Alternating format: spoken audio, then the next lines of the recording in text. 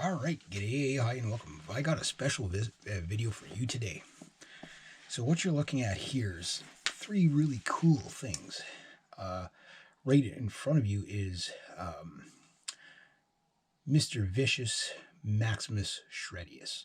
Yes, this is my Jackson RRT5 Pro Model Flying V.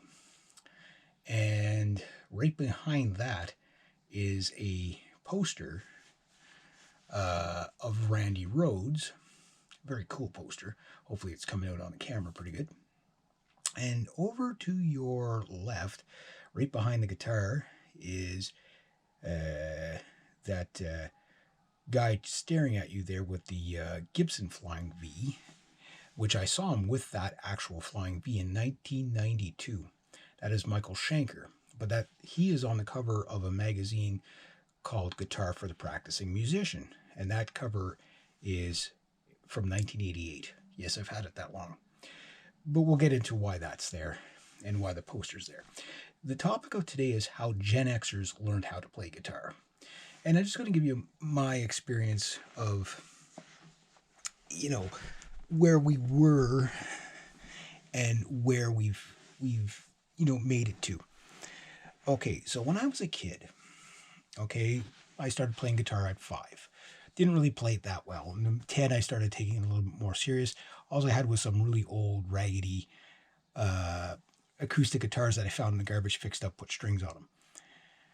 But there wasn't a lot of ways to learn the phenomenal stuff that would make you worthy of being able to play such a masterpiece guitar in such a masterfully way, like these two guys here.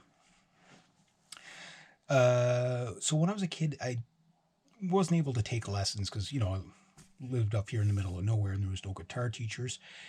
And there was no, even if there was a guitar teacher, they didn't really teach you how to play that stuff, right? Like that.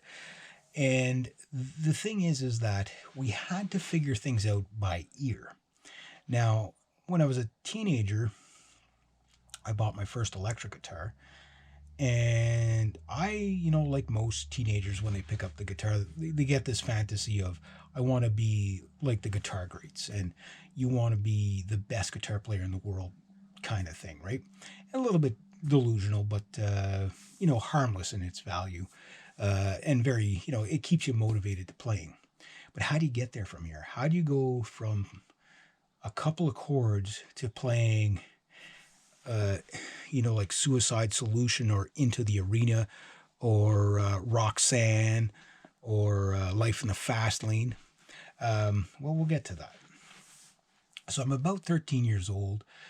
And one thing about us kids is we didn't know a lot of stuff about how people did things. Like, for example, almost every metal guy in the 90s and probably even mostly in the 80s tuned a half step down, or they did the drop D thing. And there was no way for us to figure that out by ear. It was really, really threw you off. Like there were certain chords that you would stick out at you every time you heard them, like the E, the A, the D, like the AC/DC stuff, whatever. But then you had guys like Randy Rhoads, like shredding it up, and what the heck was he doing? You knew he was doing, fourths, but what was he doing, right? And then, of course, the guitar solos, trying to figure out how they did the guitar solos. And there's techniques still to this day that people, try to figure out from Randy Rhoads, and they're just like, we think this is how he did it. You know what I mean? Like, unfortunately, he took it to the grave with him. We don't know how he did a lot of things. And you'll see people, and you'll hear them play, some of his solos almost note for note, but there'll be just those couple of notes that are just like, that's not how Randy did it, but we don't know how he did it. And there was no way to ever know unless he actually showed you, or you could watch him until you figured it out. Right? Eddie Van Halen, for example, in the late 70s, he would play with his back to the audience. So people couldn't figure out what he was doing with that really crazy sound he had. And they didn't know it was finger tapping. Now, Billy Gibbons and possibly Brian May were doing finger tapping before Eddie Van Halen, but everybody knows Van Halen was the one who really popularized the concept, right? But it wasn't until probably the 1980s that people figured out where he kind of like let people know what he was doing. Because you have to understand the 1980s was a strange time for guitar players. It was all who was the fastest, the shreddiest, whatever. You had guys like Randy and, even maybe lesser known Michael Schenker, who I've seen live in the Roxy back in 1992 when I was 18 years old with the Macaulay Schenker group. And Into the Arena is a very, very awesome instrumental. It's one of my favorite instrumentals. And seeing him playing that exact flying V live was really, really cool. He was really tall. Like I was kind of surprised how tall he was. But the Macaulay Schenker group, I saw them for $10, $8 or $10, something like that. I still have the ticket stub. But anyway, like you wouldn't know how to pick that stuff out by ear. You'd get some of it. You could usually, by ear training, you could eventually get a little bit. So if you took lessons, you really, the guitar lessons at the time, especially up here in Canada, like you really, blues, jazz, no problem. They teach you everything. Right. And, they teach you all the theory. Like, again, I'm a big fan of learning for beginner guitar players to start off learning intervals right from the get-go. It might be a little overwhelming for the first few weeks, but once you understand the concept, you hear everything after that. You'll hear what Randy's doing. You'll hear what he's doing in the song. It's like the shape just by the sound. And that was really cool. And that took me a long time to be able to develop that.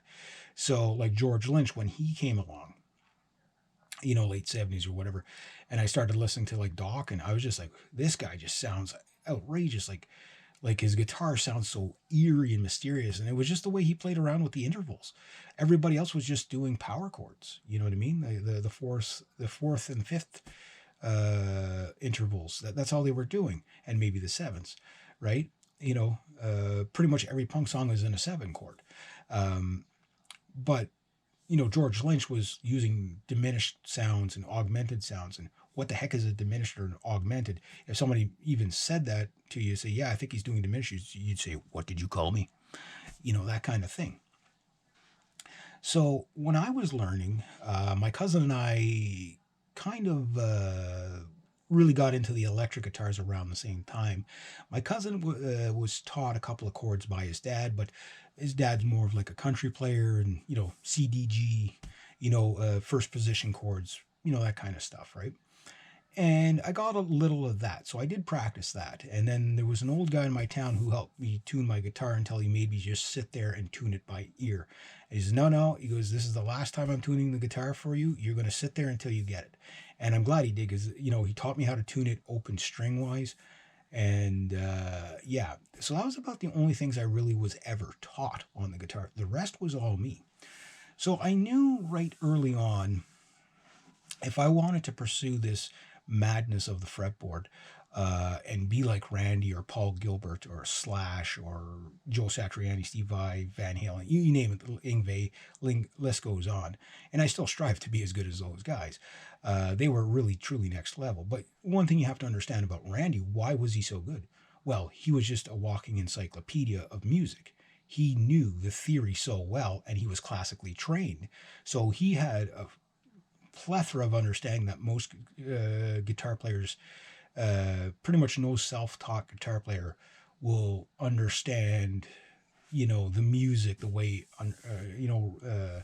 Randy understood it, because Randy understood the mechanics of the music.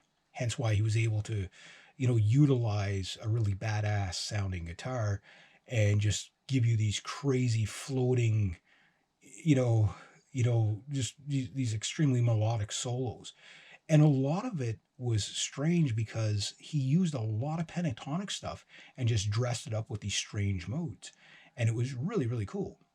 So it's kind of like taking Black Sabbath to the next level. And then, of course, Ozzy by himself, right? So one of my favorite Black Sabbath songs is Children of the Grave in the Randy Rhoads tribute. And just the way he plays it, like, like the way he thrashes away on it, it just like, it's so different from what Black Sabbath did. But the solo, the rhythm, everything, just the way he just knew how to do it, right? And So I wanted to be like that, like most guitar players. And now you got guys like Mark Holcomb and stuff like that. Fantastic guitar player. You've got Paul Afia, like Tim Henson, fantastic player again. You got all these upcoming players that are, they're in a completely new kind of state of guitar, the way they play.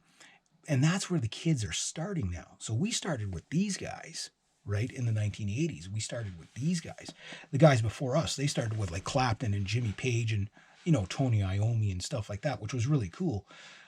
But like, if you think about how technical music has gotten, in the 80s it got technical, but it got very robotic because it became more about the speed uh, than the actual, like, style, right? And one thing I've always loved about Randy was the fact that he was always able to give you flash and flare with style. And that was really cool. Now, if you listen to Michael Schenker, like Into the Arena is a perfect example. There's a lot of style in that. It's like Scorpions on steroids, right? Um, in fact, he was the guitar player before Matthias Jabs. Basically, Rudolf Schenker is Michael Schenker's brother.